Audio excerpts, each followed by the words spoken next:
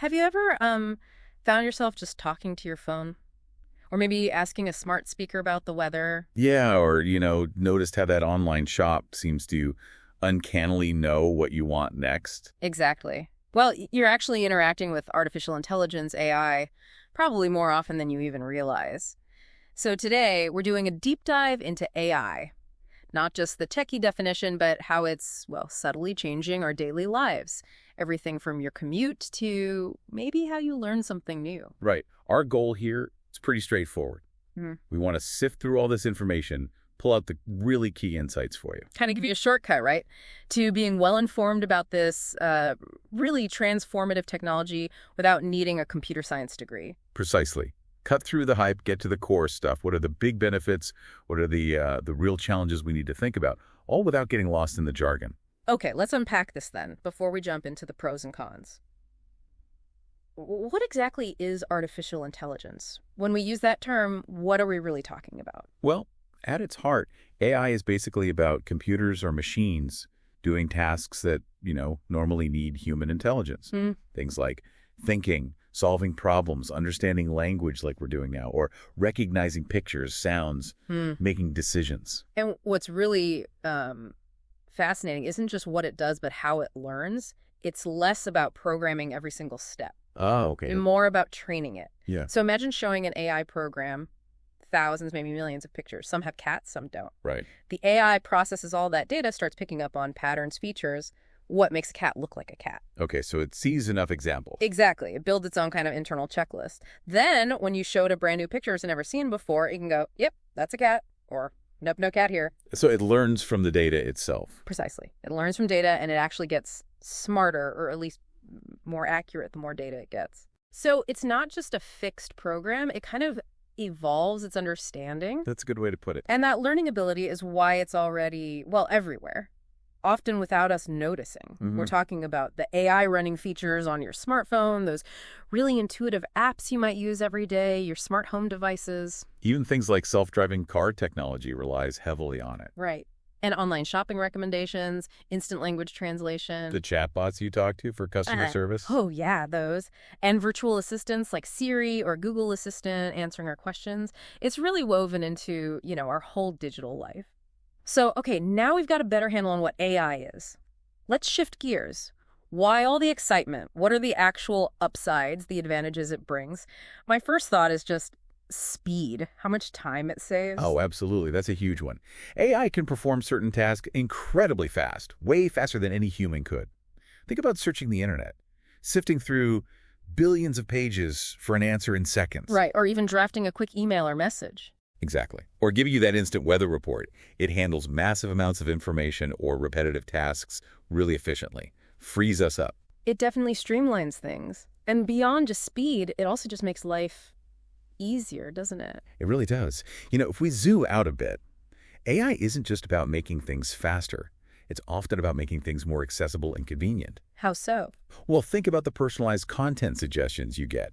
Videos, music. That's AI, learning your tastes to make your downtime easier. Ah, okay. Like recommendations. Yeah. Or help with online shopping, predicting what you might actually need or want, answering your questions instantly through chatbots or assistants. Yeah, the language translation too. Real-time translation, setting reminders, alarms, managing your schedule, even just navigating with GPS, it smooths out so many little daily frictions. And it works around the clock, right? That's another big thing. Definitely. The 24/7 availability. Those online customer service chatbots we mentioned. They're there at 2 a.m. when a human agent is asleep. That constant availability is, well, incredibly useful for businesses and customers alike. That's true. And what about in other areas, like education? Oh, the potential in education is really interesting.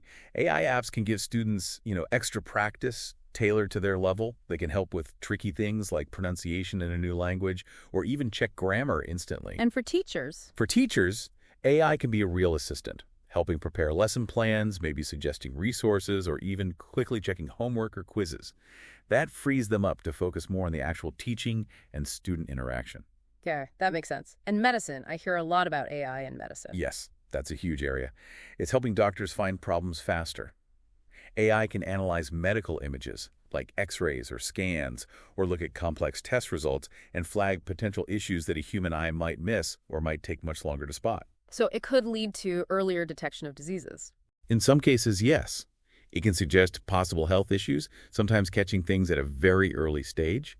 It's really about augmenting the doctor's abilities. Wow. Okay. And for businesses, we touched on customer service. Right. Beyond chatbots, AI helps businesses understand what their customers actually want by analyzing trends and feedback. It helps them answer questions more efficiently, recommend the right products, basically improve their service and hopefully grow. We're even seeing it in places like farming and safety. Yeah, definitely. Yeah. In agriculture, AI can monitor crop health, predict weather patterns with more accuracy to help farmers decide when to plant or harvest, even help protect plants from diseases or pests. And safety. Think security systems. AI can monitor buildings or areas, detect dangers like fires starting, or spot intruders much faster and more reliably sometimes than traditional systems. So across the board, it seems like it's about efficiency and maybe extending what humans can do. I think that's a great way to summarize it. If we connect this to the bigger picture, AI isn't just about automation. It's really about extending human capabilities and making essential services incredibly efficient and accessible. That paints a really positive picture, but like any powerful tool, AI isn't perfect, right? We have to look at the other side, the challenges, the potential downsides. Absolutely. And one of the biggest concerns you hear about is jobs, the impact on employment. Right. The idea that AI will take away jobs. Well, we are seeing it happen in some areas. Robots powered by AI in factories replacing assembly line workers, chatbots handling customer service calls instead of people, self-checkout machines in stores reducing the need for cashiers. Yeah, you see those everywhere now. And while that might boost efficiency for the company, it obviously creates a lot of stress and uncertainty for the people whose jobs are affected. It can lead to real job loss. And another thing, AI can talk, it can write, but it doesn't actually feel anything, does it? That's a crucial point. AI has no emotions. Zero. It can mimic conversation, maybe even sound empathetic based on its programming. But it's not real empathy. No. It can't offer genuine emotional support like another human can. It doesn't understand happiness or sadness or worry in the way we do. That's a fundamental difference. And can it make mistakes? I mean, we talked about how smart it gets. Oh, definitely. AI can absolutely make mistakes. Yeah. And this is really important. Its performance is totally dependent on the data it learns from. How so? Well, if the data it's trained on is bad or incomplete or biased, then the AI's decisions will likely be flawed too. Can you give an example? Sure. A language translation app might completely miss the nuance or context and give a wrong translation.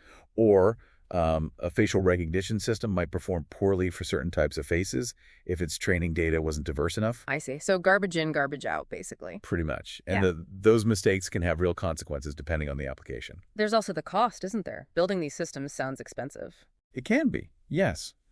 Creating, implementing, and then maintaining sophisticated AI systems requires significant investment. That high cost can be a barrier.